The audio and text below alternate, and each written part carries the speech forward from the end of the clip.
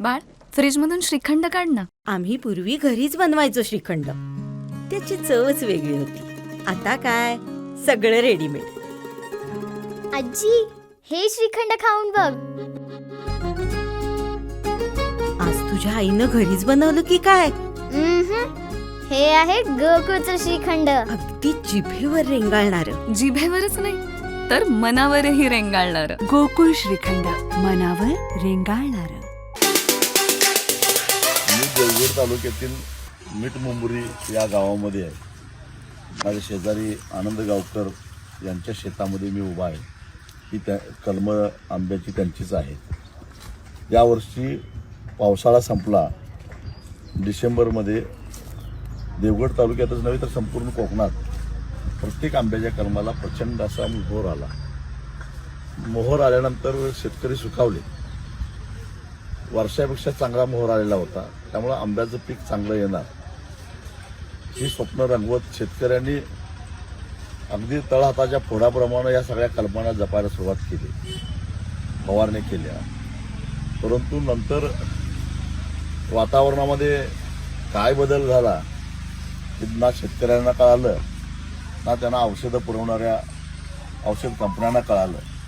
4-4, 5-5 फवारण्या करून सुद्धा आपण बघतो की या आंब्याच्या कलमापैकी एकाही झाडाला कुठं आंबा लागलेला दिसत नाही. मोहर तर सगळा गळून गेलेला आहे. म्हणजे 1% तरी उत्पादन निघेल का नाही अशी परिस्थिती. आंबाच मला अजून दिसलेला नाही. मी 1 तास जरा शोधतोय, एकही आंबा मला झाडाला दिसलेला नाही अशी परिस्थिती दिसते. आणि या ठिकाणी जर बघितलं तुम्ही तर काळी बुरशी सगळी तुडतुडा याच्यामुळे आलेला आहे. एवढंच नव्हे तर खाली जमिनीवर सुद्धा सगळे बुरशी पडले, काळी जमीन काळी झालेली आहे. आणि हे औषधाने झालं की हा निसर्गाने नेमकं झालं? कशामुळे झालंय? पण हा एका शेतकऱ्याचा प्रश्न आहे. संपूर्ण वेंगुर्ल्यापासून पनवेल पर्यंत, अलिबाग पर्यंत जेवढा कोकण पट्ट्यातला आंबा उत्पादक शेतकरी आहे त्या सगळ्याला हा अनुभव आलेला आहे. ना कोकण कृषी विद्यापीठानं याच्याकडे लक्ष दिलं ना सरकारनं लक्ष दिलं. खरं तर अतिवृष्टी झाली, शेतकऱ्यांचं मोठ्या प्रमाणामध्ये नुकसान झालं. त्याच्यासाठी आम्ही अनेक आंदोलनं केली, मोर्चे काढले. पण कोकणातल्या शेतकऱ्याकडे कुणाचं लक्षच नाही. आज आंबा उत्पादक शेतकरी ज्यानं 20-20 लाख रुपये कर्ज काढलेले आहेत आणि आता 50,000 रुपयाचा सुद्धा आंबा निघत नाही अशी परिस्थिती आहे. या अशा शेतकऱ्यांनी करायचं काय? आता वर्ष काढायचं कसं? खर्च तर करून झाला परंतु उत्पन्न शून्य अशी अवस्था आज आंबा उत्पादकांची झालेली आहे. सरकार मात्र गांभीर्यानं याकडे बघायला तयार नाही. म्हणूनच आज देवगडमध्ये आम्ही आंबा उत्पादकांचा मेळावा घेतलेला आहे.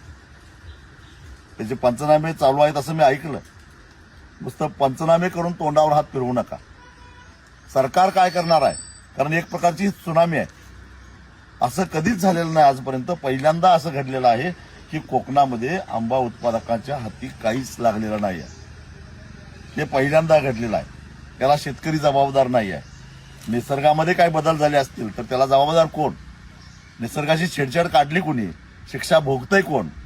याही प्रश्नाचं उत्तर कोकणातला शेतकरी मागतोय आणि ते उत्तर द्यायची जबाबदारी राज्यकर्त्यांची आहे. आता मात्र कोकणातला शेतकरी गप्प बसणार नाही एवढाच मी इशारा देतो.